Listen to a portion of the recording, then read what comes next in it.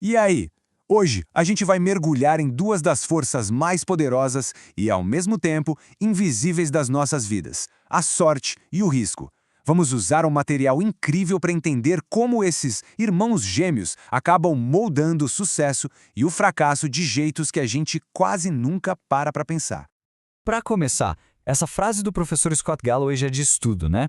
É um convite para a gente olhar além da superfície, além do resultado final, seja nas nossas conquistas ou nas dos outros. E principalmente para a gente começar a questionar as histórias que contamos sobre o que é ter sucesso. Ok, vamos lá. A ideia principal aqui é que sorte e risco não são coisas opostas. Pelo contrário, são dois lados da mesma moeda. Pensa neles como se fossem irmãos siameses, sabe? Inseparáveis.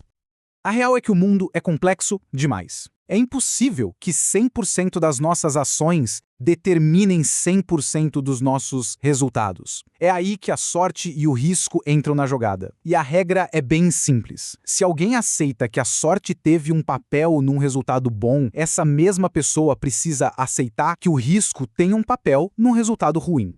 E para entender isso na prática, nada melhor que uma boa história. Vamos olhar para o caso do Bill Gates e do amigo de infância dele, o Kent Evans. É uma história que mostra, de um jeito bem forte, a verdadeira cara da sorte e do risco.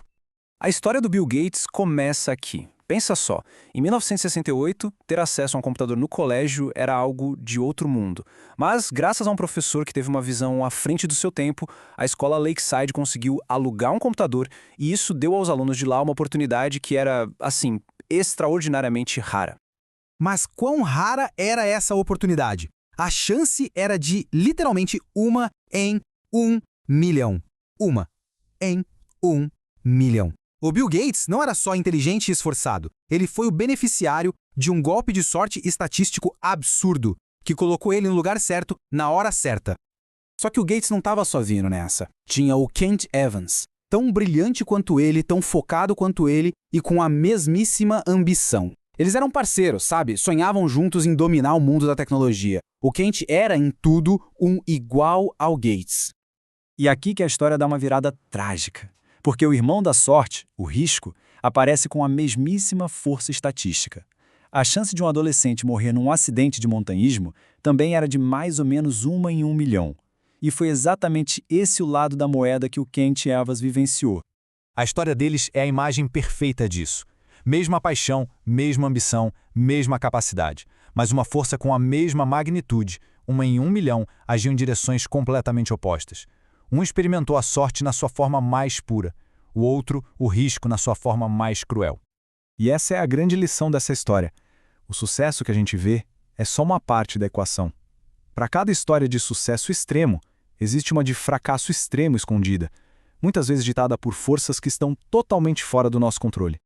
Agora, vamos ampliar um pouco essa ideia e ver como isso muda a forma como a gente julga as decisões.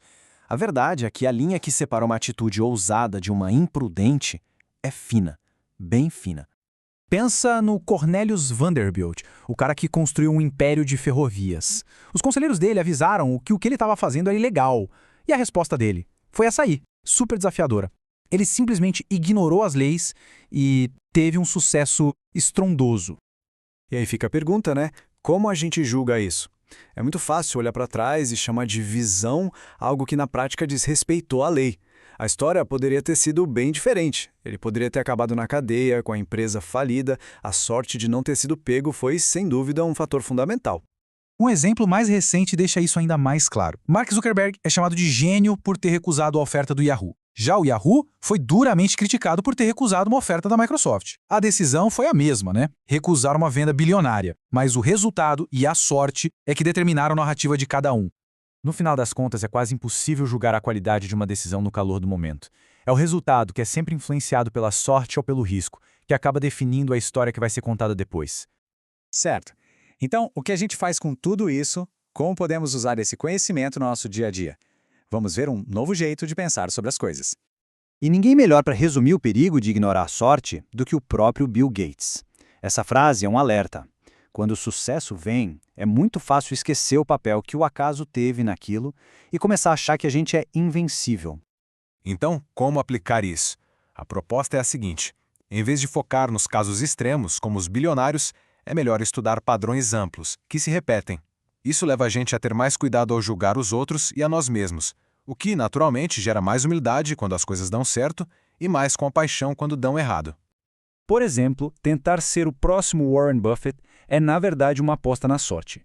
Mas aprender com o padrão geral que ele representa, a ideia de que ter autonomia e controle sobre o próprio tempo leva à felicidade, isso sim é uma lição que qualquer um pode aplicar e se beneficiar. Essa mensagem, que foi tirada de uma carta escrita para um filho recém-nascido, captura a essência de tudo que a gente conversou. É um lembrete poderoso para a gente encarar a vida com mais empatia e uma compreensão mais profunda das forças que nos cercam. E fica aqui essa pergunta para a gente refletir. Reconhecer o poder da sorte e do risco não é sobre se sentir impotente. Pelo contrário, é sobre ganhar uma perspectiva mais sábia e mais humilde sobre a vida, sobre as conquistas e também sobre os fracassos. Uma ideia para levar com a gente.